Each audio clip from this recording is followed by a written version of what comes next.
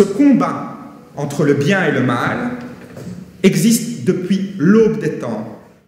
Nos artistes essayaient de le peindre, les héros antiques racontaient des histoires, mais maintenant, on a pu reprendre et objectiver ce conflit intérieur à travers d'études cytogénétiques, c'est-à-dire à travers d'études génétiques.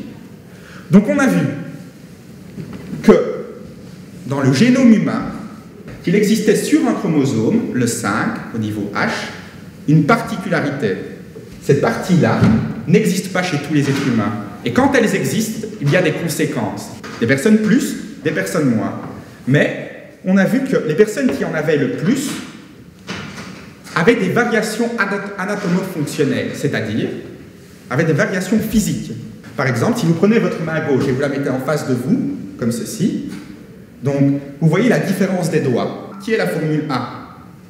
La formule A, la plupart des gens, c'est-à-dire la formule la plus typique. La formule B, qui a la formule B? Moi j'ai la formule A. Mais on voit que ces variations engendrent des types de comportements spécifiques. On voit par exemple que les personnes qui ont la forme A sont moins égoïstes, ont plus de morale, ont moins envie de briller, sont moins opportunistes et ont plus d'empathie. C'est vrai, hier, je me suis sentie un petit peu... on s'est fait avoir, quoi, d'un côté, et on nous l'a dit. Donc c'est ça qui fait vraiment réfléchir. Je me suis dit, tiens, là, lui, il nous a influencés, il nous a embarqués avec lui, sans qu'on ne se rende compte de rien. Tandis que le B, par exemple, ce sont des personnes qui ont tendance à un peu plus d'égoïsme, un peu moins de morale, cette volonté de briller, un peu plus opportuniste, et ils aiment bien un peu se mettre en avant. Tandis que le C, un égoïsme extraordinaire, une très faible morale, une envie de briller qui dépasse toute norme, un opportunisme écrasant et une empathie presque ridicule. Non, mais je ne dis pas ça dans mon sens, mais pour la main C, plutôt, elle qui en a besoin, faudrait lui laisser la possibilité, parce que sinon elle va pas bien, quoi. Toi tu dis, c'est génétique, on ne peut pas changer, on doit accepter. Et elle dit, c'est génétique, les gens ont besoin de briller, il faut leur laisser briller. Tu vois?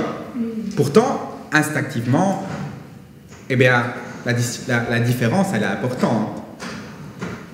Est-ce que vous voyez où je veux en venir? Elle avait une main B. Hein?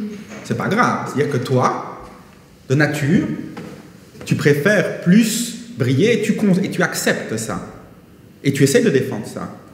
Tandis qu'elle, main 1, elle dit non, soyons solidaires et rêveurs.